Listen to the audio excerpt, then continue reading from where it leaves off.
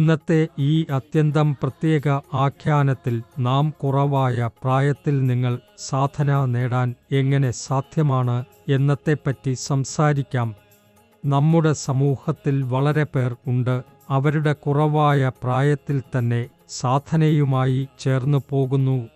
നിങ്ങൾ എങ്കിൽ തന്നെ ചെയ്യാൻ ആഗ്രഹിക്കുന്നുവെങ്കിൽ എങ്ങനെ ഇതിനു വേണ്ടി പ്രവർത്തിക്കണം എന്ന് നാം നിങ്ങളെ പറഞ്ഞു തരാം. ഇന്ന് നാം എല്ലാവരും അറിയുന്നതാണ്, ഈ കാലഘട്ടത്തിലെ വേഗത്തിൽ നടക്കുന്ന ജീവിതത്തിൽ ആളുകൾക്ക് ഈ യോഗിക ക്രിയകൾ ചെയ്യാൻ, പ്രാണായാമം ചെയ്യാൻ അല്ലെങ്കിൽ മെഡിറ്റേഷൻ ചെയ്യാൻ സുഖപ്രദമായ സമയമില്ല. ഈ എല്ലാ പ്രവർത്തനങ്ങളും നിങ്ങളെ മാനസികമായി ശാന്തിയുള്ള ജീവിതത്തിലേക്ക് നയിക്കുന്നവയാണ്. ഇന്നത്തെ കാലഘട്ടത്തിൽ പൊതുവെ കണ്ടുവരുന്നുണ്ട്, വീട്ടിൽ ആളുകൾ വിഷാദം, ദുഃഖം, തിരക്കുകളാൽ പ്രതികൂലമായ ജീവിതം നയിക്കുന്നു.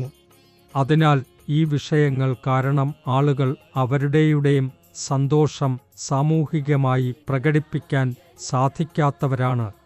ഈ സൃഷ്ടിയിൽ ഓരോ ജീവിയും സന്തോഷത്തോടെ, സമ്പന്നമായി, സമൃദ്ധിയായി ജീവിക്കാൻ ആഗ്രഹിക്കുന്നു.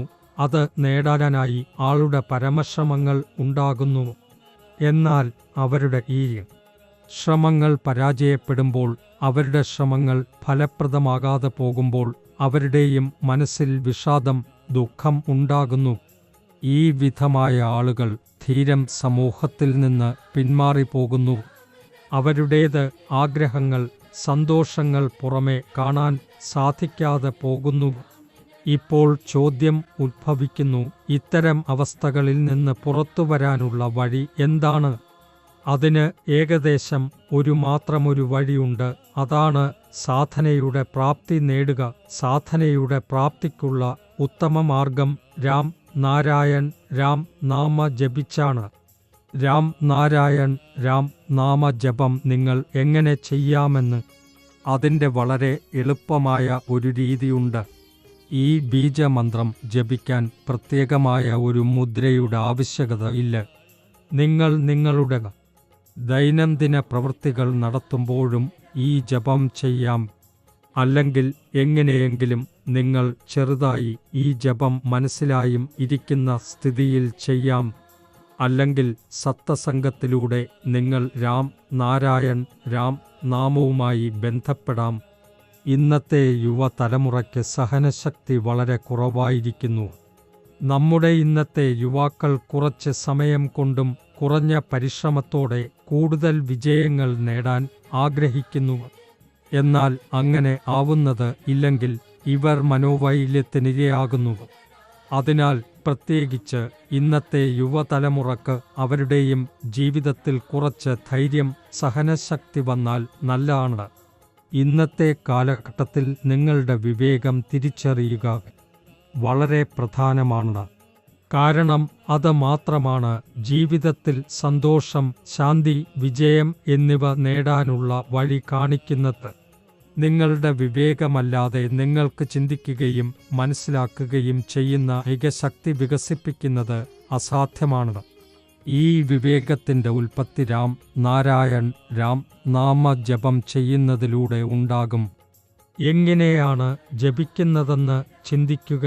എങ്ങനെ ചെയ്യുമ്പോഴും നിങ്ങളുടെ ആന്തരിക വിവേകത്തിന് ഒരുപാട് ശക്തി ലഭിക്കാൻ അത് സഹായിക്കും. അതിനാൽ നമ്മുടെ ഇന്നത്തെ യുവതലമുറ രാം നാരായൺ രാം നാമം ചേർന്നാൽ, ഈ ബീജമന്ത്രത്തിൻ്റെ സ്മരണ നടത്തുകയാണെങ്കിൽ അവരുടെയും അത്രിക വിവേകത്തിൻ്റെ വികസനം നടക്കും.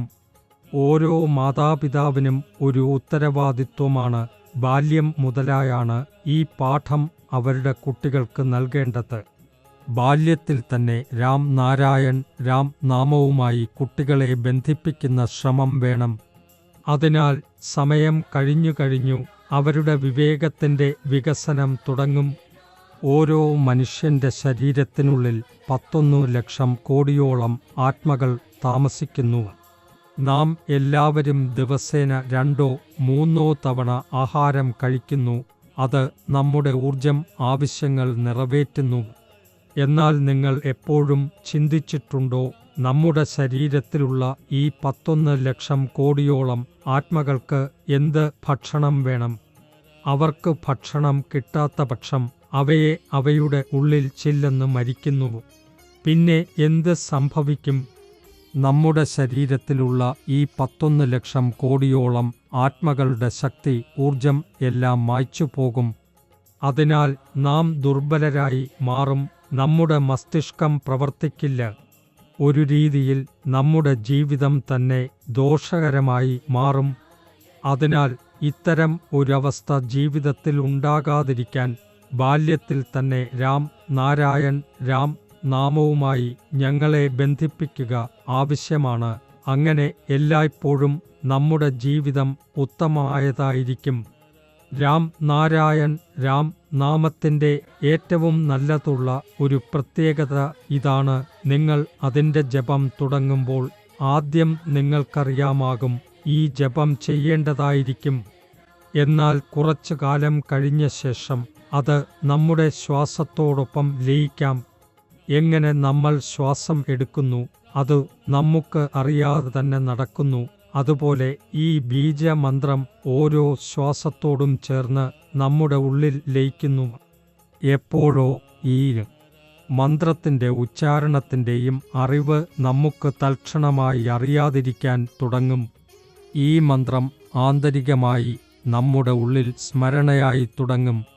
അതിനാൽ ഓരോ സൃഷ്ടിയും രാം നാരായൺ രാം നാം എന്നതാണ് ഉൾക്കൊള്ളുന്നത്.